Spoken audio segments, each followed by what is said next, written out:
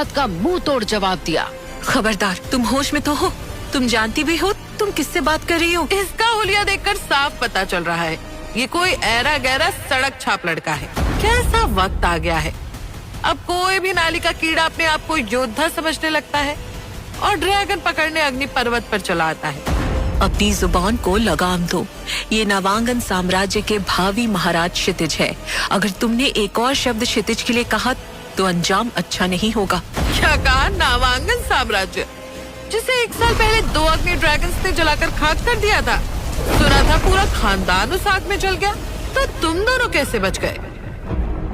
आज से 1 साल पहले नवांगन राज्य में जहाँ खुशहाली थी, लोग नाच गा रहे थे, वो आज खंडहर में बदल चुका है। सिर्फ एक हमले ने वहाँ लाखों लोगों को एक साथ मौत की नींद सुला दिया था। उस दिन नवांगन राज्य के राजमहल में ढोल नगाड़े बज रहे थे। राजकुमार क्षितिज की शादी तय हुई थी। पूरी प्रजा धूमधाम से जश्न मना रही थी। राजकुमार क्षितिज की बहनें उसे उसकी शादी को लेकर छेड़ रही थी। देखो तो अनुपमा दीदी, हमारा भाई कितना भाग्यशाली है।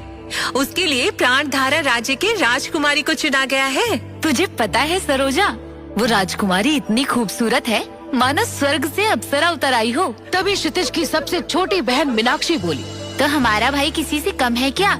लाखों में एक है हमारा भाई। अपनी बहनों की बातें सुनकर क्षितिज अपने पिताजी के पास गया। तभी अचानक आसमान से एक आग का गोला नवांगन राज्य के राजमहल पर आकर गिरा। चारों तरफ अफरा तफरी मच गई। पूरा महल धमाके की आवाज से गूंज उठा।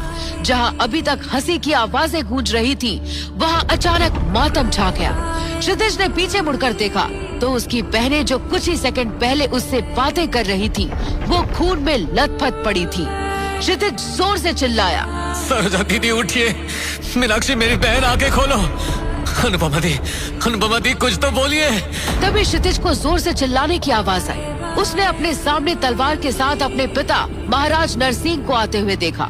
क्षितिज, अपनी बहनों को बचाओ, ये अग्नि ड्रैगन का हमला है। मैं महल की रक्षा करता हूँ, मुझे लोगों को बचाना है। तुम अपनी बहनों को लेकर यहाँ से निकलो।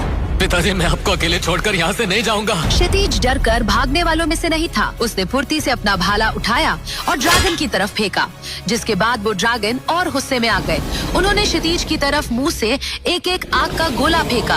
उस हमले से अचानक क्षितिज की शक्तियाँ 10वें लेवल से सीधा 0 लेवल पर आ गयी। महाराज नरसिंह क्षितिज की तरफ दौड़ते हुए आए और उन्होंने क्षितिज से कहा, क्षितिज, ये ड्रैगन बहुत खतरनाक है। हम मिलकर भी इन ड्रैगन्स का सामना नहीं कर सकते। तो क्या पिताजी हम खामोश रहें?